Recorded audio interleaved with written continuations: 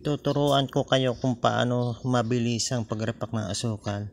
Siyempre, sasalukin mo muna ang asukal malapit sa may sako. Pagkatapos direct sa timbangan, 250 grams ang 1/4.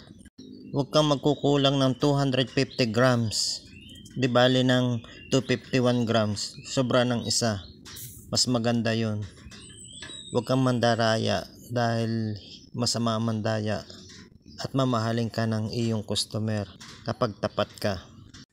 At pagkatapos, ilalagay mo na direct sa sealer at gagawa ka uli ng pangalawa.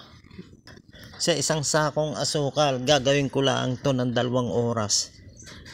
Tapos na ang isang sakong asukal. Sa isang sakong asukal, kumikita ng mahigit 400.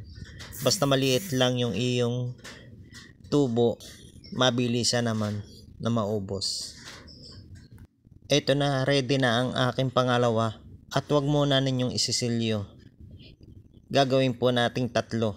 Para isang silyo, isang abala sa oras, 3 agad yung masisilid niya. Tapos, tipid pa sa kuryente. Tipid na sa oras, tipid pa sa kuryente. At mabilis pang trabaho. Ito na nga, naka-3 na akong repack ng asukal. Diba, ang bilis ko. Magandang itinda ang asukal. Magandang negosyo dahil ito ay common. Kumbaga, palaging ginagamit ng mga tao ang asukal. Hindi siya nasisira or hindi siya napapanis na produkto. Kumbaga, tumatak siya. Ito na nga, natapos ko na ang isang sakong asukal na na-repack sa loob ng 2 oras. O diba, ang bilis ko.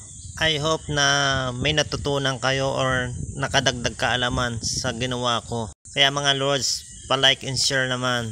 At maraming salamat at maging matagumpay tayo sa ating mga negosyo. God bless.